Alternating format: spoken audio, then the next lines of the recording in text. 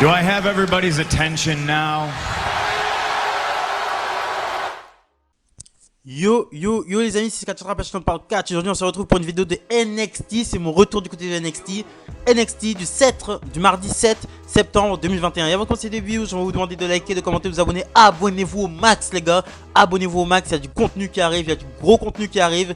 On fait avec les moyens du bord, mais on arrive, on y va. Et il y aura du gros contenu. Donc la semaine prochaine, je pense que je vais faire All Out. Parce que All Out en fait je vais le regarder avec un ami. Et je vais le regarder et commenter ça avec vous la semaine prochaine. Donc on commence directement sur NXT avec Ember Moon contre Kylie Ray. Donc Ember Moon qui a perdu un peu de poids. Elle avait pris beaucoup de poids depuis son retour. Elle a pris énormément de poids à son retour. Là je vois j'ai constaté qu'elle a perdu un peu de poids. Voilà. Donc le match était pas mal.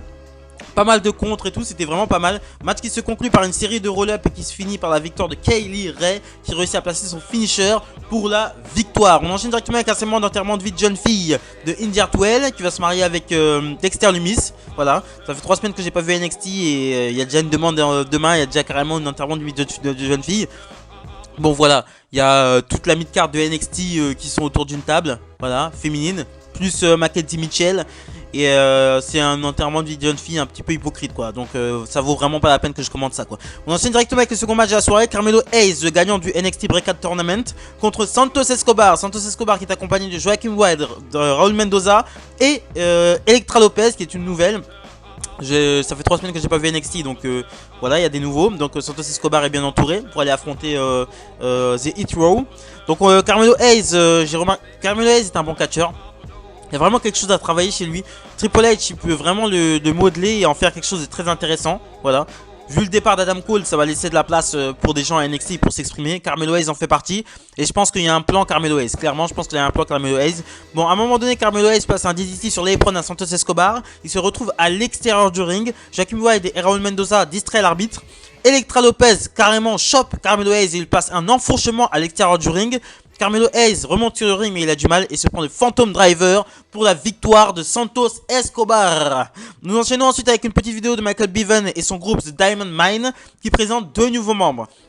Julius et Brutus Creed, 2 frères, et on les verra en action dès ce soir. William Regal nous annonce qu'il y aura un Fatal 4-Way la semaine prochaine pour désigner le prochain challenger pour Samoa Joe. Donc entre LA Knight, Tommaso Ciampa, Pete Dunne et Kyle O'Reilly. Donc on enchaîne directement avec les débuts des nouveaux poulains de Malcolm Bevan et de Diamond Mine, Julius Creed et Brutus Creed contre Chunky et Averil. Donc j'ai prononcé leur nom de famille hein, parce que voilà.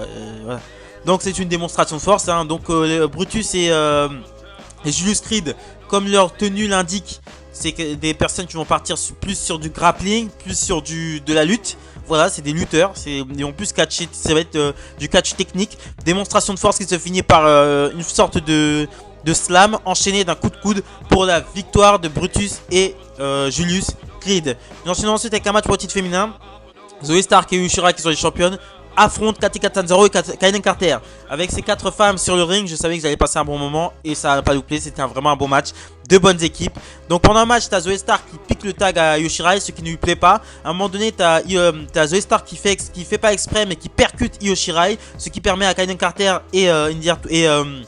et Katika Tanzaro de prendre l'avantage et de placer une double prise sur Zoey Stark. Mais t'as Io Shirai qui vient briser le tombé et Zoey Stark réussit à placer son finisher, son sort de slam de GTS complètement inversé. Voilà, sur Katika Tanzaro. Et ensuite elle fait le tag sur Io Shirai qui lui passe un moonsault pour la victoire. Donc les championnes par équipe qui conservent leur titre. Et nous enchaînons directement et ensuite après le match, t'as Katika Tanzaro et Kaiden Carter qui se font attaquer par Mandy Rose et 2 autres filles, dont une est le sosie officiel de Becky Lynch à l'ancienne, avec les cheveux bien orange, etc.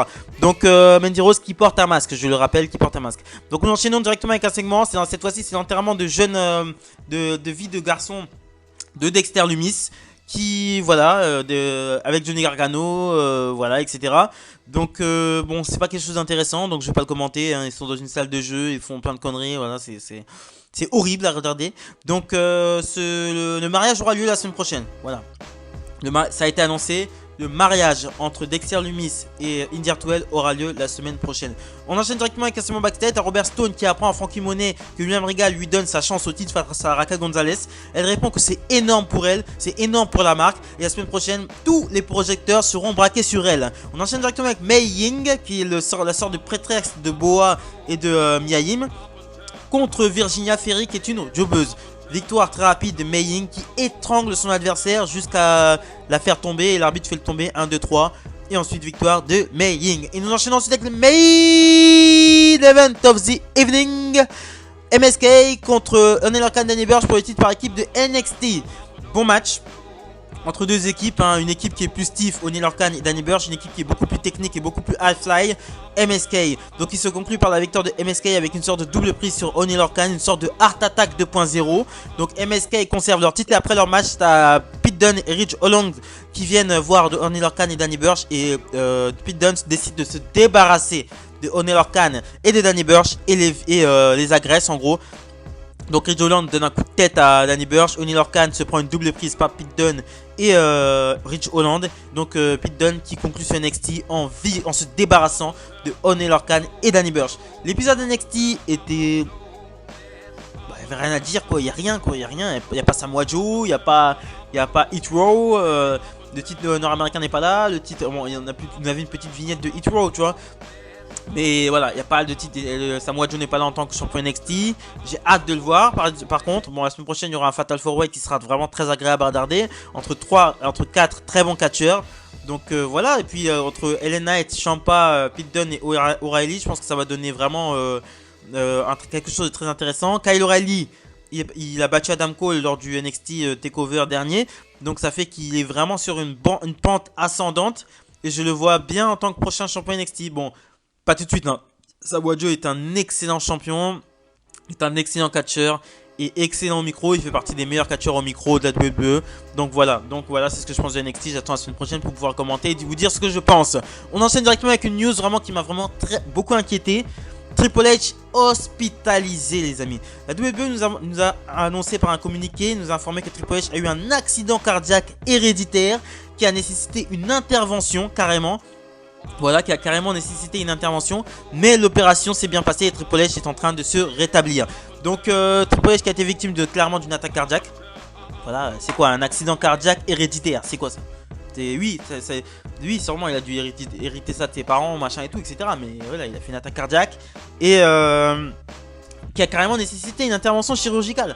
Donc c'est vraiment, ça a été grave. C'est grave, ils essaient de minimiser les faits. Mais c'est grave. Mais je pense que c'est grave et c'était vraiment très inquiet. Triple H c'est quelqu'un que j'apprécie énormément. Et je pense que cette attaque cardiaque n'est pas due au hasard. C'est peut-être dû au fait que Vince McMahon a décidé de reprendre son bébé. De reprendre NXT. NXT, ça fait au moins 6 ans ou 7 ans qu'il essaye vraiment de... Non, même 10 ans qu'il essaie de construire quelque chose autour de NXT. Qu'il essaie de faire revenir les stars des circuits indépendants. Qui met vraiment la lumière sur tous les catcheurs du circuit indépendant à NXT. Donc ça fait vraiment... Voilà, je pense que le fait est qu'il soit relégué avec William Regal au recrutement et que Vince McMahon va s'occuper de tout, je pense que ça fait mal. Je pense que ça fait très mal, c'est très douloureux. Et je pense que c'est peut-être ça qui a provoqué cette crise. Donc voilà c'est ce que je pensais de NXT. Bon rétablissement pour Triple H parce que je l'aime beaucoup. J'aimais énormément Triple H et voilà, ça me fait vraiment chier ce qui lui est arrivé. Et voilà, donc salut les amis. Abonnez-vous, likez, commentez, partagez, très important pour de votre chaîne. Nous allons vous demander 350 abonnés avant la fin septembre les amis.